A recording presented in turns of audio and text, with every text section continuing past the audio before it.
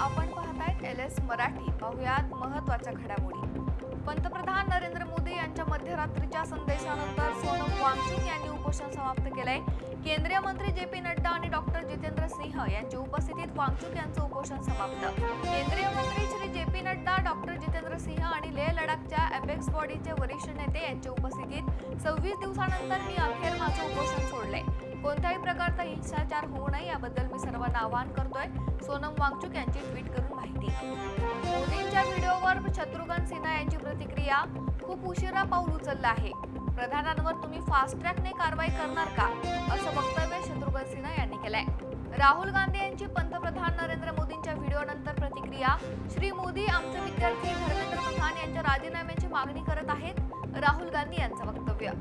काँग्रेसच्या आंदोलनाच्या निषेधार्थ भाजपचा कोल्हापुरात मोर्चा. काँग्रेस कार्यालयापूर्वीच पोलिसांनी भाजप कार्यकर्त्यांना अडवलं. भाजपचे आमदार, महापौर आणि कार्यकर्त्यांना ताब्यात घेतलंय.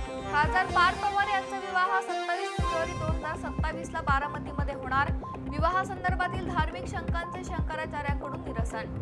सोनम सरांनी 26 दिवसानंतर आपलं उपोषण संपवल्याबद्दल आम्ही त्यांचे आभारी आहोत. जोपर्यंत धर्मेंद्र प्रधान राजीनामा देत नाही तोपर्यंत जंतर मंतर येथील शांततापूर्ण आंदोलन सुरूच राहणार. अभिजित दिपके यांचं वक्तव्य. पुण्यातील खडकवासला धरणातून पाण्याचा विसर्ग सुरू. 4800 क्युसेक्स वेगाने पाण्याचा विसर्ग मुठा नदीत सुरू. पानशेत, वरसगाव आणि टेमघर धरणात जवळपास 78% पाणीसाठा.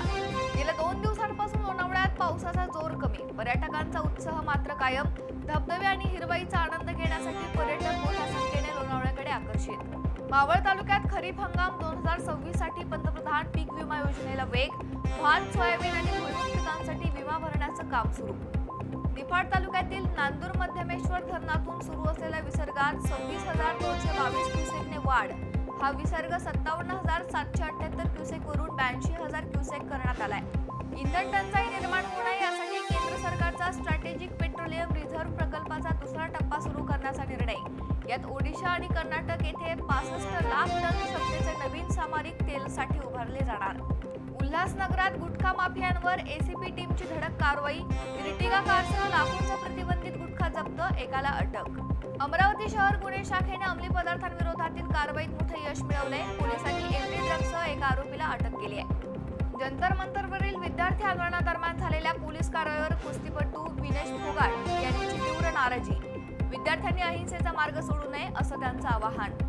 सोनम वांगचुक यांनी अखेर 26 दिवसानंतर उपोषण मागे घेतलंय. परीक्षा व्यवस्थेतील त्रुटी आणि उत्तरदायित्वाचा मुद्दा भारतीय संसदेत चर्चेला जाईल या आश्वासनानंतर वांगचुक यांनी उपोषण सोडलंय. आज राज्यात पावसाचा जोर कायम राहण्याचा हवामान विभागाचा अंदाज. भारतासह महाराष्ट्रात मान्सून पूर्णपणे सक्रिय असणार, हवामान विभागाची माहिती.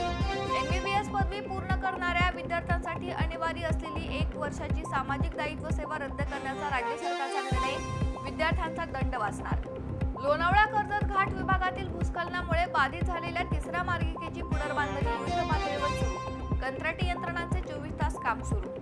ओला, उबर सारख्या ॲप सेवांना सहकार क्षेत्रातून पर्याय म्हणून भारत टॅक्सी सेवेचा मुख्यमंत्री देवेंद्र फडणवीस यांच्या हस्ते शुभारंभ.